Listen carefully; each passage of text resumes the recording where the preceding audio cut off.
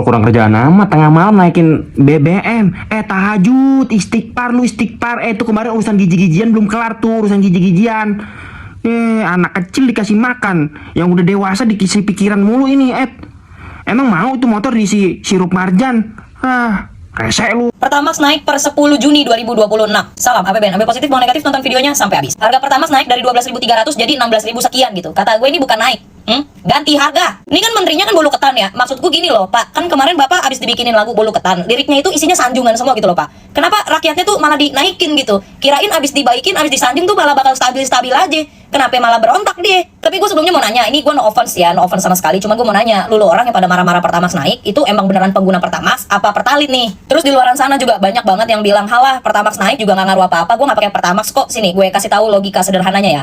Logikanya tuh kayak gini loh, Pertamax naik ya kan, otomatis pengguna Pertamax itu akan beralih ke Pertalite. Nanti lama-lama pasokan Pertalite jadi berkurang, jadi langka dan segala macam. Pindahlah beralih semuanya ke Pertamax. Gimana pada kagak ngamuk? Gimana pada kagak ngoceh? Ini tuh masih ada hubungannya sama orang desa nggak pakai dolar nggak sih? Ya gue tahu sih orang desa nggak pakai dolar. Jangan kan orang desa, gue juga nggak pakai dolar. Dan by the way orang desa itu kemana-mana nggak pakai BBM, naik T-Rex. Semua-muanya naik kecuali apa? Kecuali derajat sama gaji rakyat. Ini buat kemarin nih yang pada bilang dolar naik jadi 18.000 nggak ada dampaknya buat orang desa, buat rakyat kecil, buat ini, buat itu segala macam. Ini nih, ini dampaknya ini BBM. Dikata di desa kagak naik BBM gitu, dikata di desa doang gitu yang harga BBM-nya bedaan diri gitu. Sebenarnya ya kalau opini gue pribadi, menurut gue pribadi nih, kalau BBM mau naik, terus kalau misalkan bahan pangan atau bahan pokok mau naik, ya silahkan naik. Tapi gaji UMR tuh naikin juga gitu loh. Jangan gaji segitu-gitu aja, bahan-bahan semua naik. Cuman jujur aja nih, gue juga emang kadang-kadang nih suka bingung gitu ya sama rakyat Konoha ini loh. Kayak BBM naik, bahan pokok naik tuh pada ngoceh-ngocehnya kayak gimana gitu ya kan.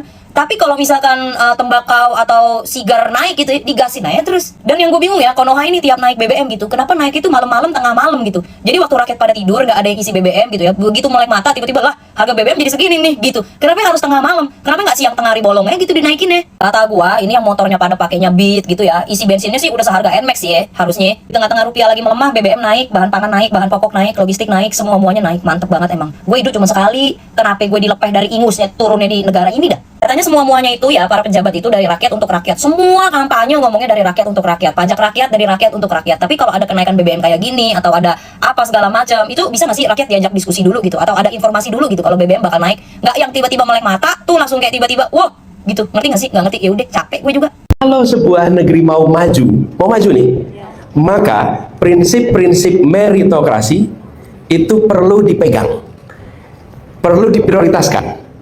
Bukan satu-satunya, tapi itu harus utamakan meritokrasi itu. Kenapa meritokrasi ini penting? Kalau meritokrasi itu artinya seseorang mendapatkan promosi, mendapatkan posisi karena prestasi. Betul kan? Karena prestasi, bukan karena koneksi. Betul kan? Nah, di Indonesia nih banyak yang dapat posisi karena koneksi. Betul nggak? Ya, contohnya banyak lah. Iya, pakai ini loh, mau mancing-mancing.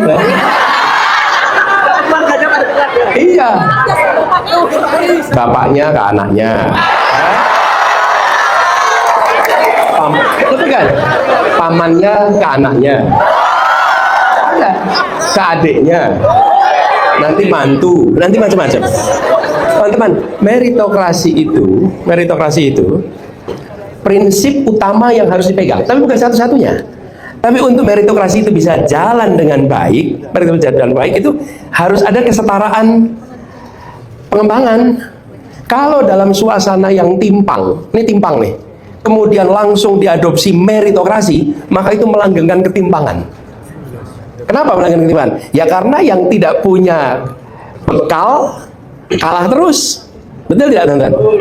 Kalau dalam suasana ketimpangan harus ada afirmasi supaya yang tertinggal secara struktural dia disetarakan, lalu baru dikompetisikan.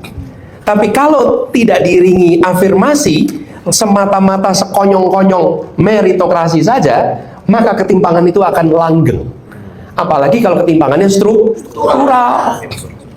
Nah, teman-teman paham, misalnya mau masuk universitas pakai meritokrasi, tes. Oke, nah tetapi kita tahu ketimpangan kualitas SMA antar daerah ada bukan? Ada. Antar pulau ada tidak? Ada. Nah, di situ yang saya maksud. Ketika kita memasukkan faktor meritokrasi, harus sadar ada timpang nggak nih?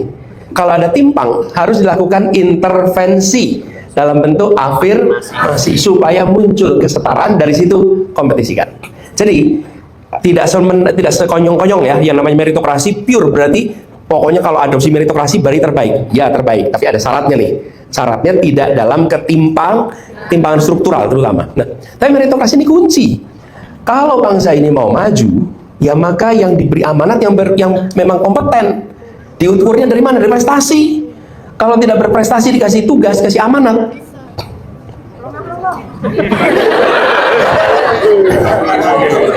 Ya nanti nggak bisa ngapa-ngapain, bukan? Iya, nah itulah sebabnya kenapa meritokrasi ini. Dan teman-teman sekalian, ketika prinsip meritokrasi ini dipegang di puncak, maka dia menular ke bawah. Tapi ketika di atas paling puncak longgar, maka di bawah lebih longgar lagi. Di bawah lebih longgar lagi. Saya pernah datang nih rombongan guru-guru dari sebuah provinsi. Mereka menceritakan, Pak, di tempat kami ini, kalau rekrutmen guru yang diangkat, bukan rekrutmen guru yang diangkat dari guru P3K, diangkat, itu adalah guru-guru yang punya koneksi, yang punya hubungan keluarga, ponakannya si Anu, anaknya si Anu, sepupunya si Anu gitu. Kalau nggak kepala sekolah, kepala dinas disebutin gitu. Lalu ketika diprotes nih, si kepala dinas, kepala sekolahnya tuh bilang, lah yang di Jakarta aja koneksi, kenapa kita nggak boleh? Coba teman-teman, ini yang saya maksud dari menular. Ketika dicontohkan kompromi meritokrasi ke bawah itu, karena itulah penting sekali menjaga meritokrasi. Dan begitu meritokrasi diterapkan, teman-teman, maka kita harus bersedia untuk mengakui hasil. Di Indonesia sebetulnya meritokrasi ini sebagian berjalan, teman-teman, sebagian berjalan.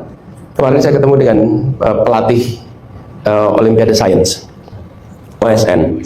Itu di OSN itu meritokrasi, nggak bisa titipan. Ada yang berani titip? Ikut Olimpiade?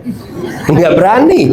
Kalau tidak berprestasi, nggak masuk. Kita ada yang sudah begitu. Karena itulah kenapa kita masuk sampai level internasional dan global, menangan. Bahkan saya perhatikan cabang-cabang olahraga yang single, kita jagoan. Panah, panjat tebing, apa lagi? Angkat beban, bulu tangkis. Tapi begitu berkelompok, kalah. Kenapa? Nah, ini saya perhatikan. Kenapa? Membentuk kesebelasan 7 meritokrasi 4 titipan. Oke? Ya, 7 berdasarkan seleksi, 4 titipan. Nah, selama kita masih mengakomodasi titipan-titipan begini, ya nggak mungkin kita ketemu kelompok yang solid, yang unggul, sulit sekali. Karena itulah kenapa meritokrasi ini prinsip penting sekali. Di sekolah juga begitu. Nah, ini harus dimulai bukan hanya dalam politik, teman-teman sekalian, Bapak Ibu. Teman-teman, ini harus dimulai di seluruh masyarakat. Bahwa diutamakan meritokrasi, tapi bukan satu-satunya. Diutamakan. Supaya mulai dari sekolah terbiasa meritokrasi. Terbiasa mengandalkan pada prestasi. Tapi alat ukurnya harus benar. Tenang, jumpa bersama saya di Politik Dangi ya. Ini menarik teman-teman. Kalau kita melihat ya bagaimana pemberitaan 2 hari ini teman-teman ya, tentang kenaikan harga BBM untuk jenis Pertamax teman-teman, dan ini membuat kita geger sih ya. Karena kenaikannya sungguh-sungguh luar biasa nih teman-teman. Bagaimana ini menjadi keresahan publik ya. Ini menjadi sebuah perbincangan hangat ya di masyarakat, karena kalau kita melihat teman-teman, memang ini sebuah alarm sebenarnya apa yang sebenarnya terjadi ya kan.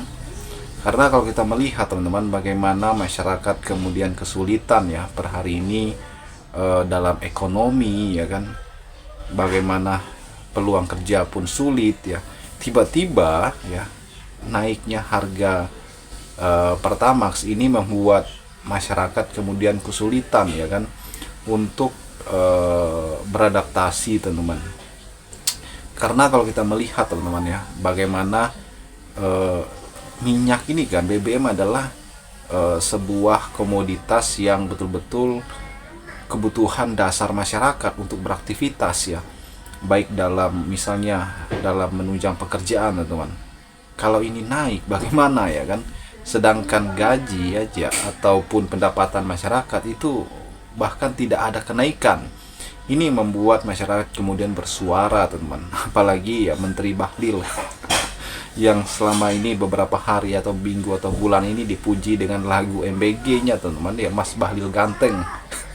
Tiba-tiba memberikan hadiah dengan kenaikan harga BBM.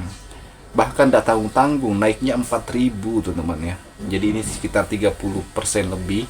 Bahkan kalau kita melihat kenaikannya ini pada malam hari, tidak ada sosialisasi, tidak ada pemberitahuan, tiba-tiba saja naik. Biasanya ya dulu-dulu teman-teman ya, kenaikan BBM itu ya 2 minggu atau 3 minggu sebelum kenaikan itu sudah diumumkan ya. Atau kenaikannya itu teman-teman biasanya hanya 1.000 paling tinggi. Inilah yang menjadi kenapa masyarakat kemudian bersuara di media sosial teman-teman ya.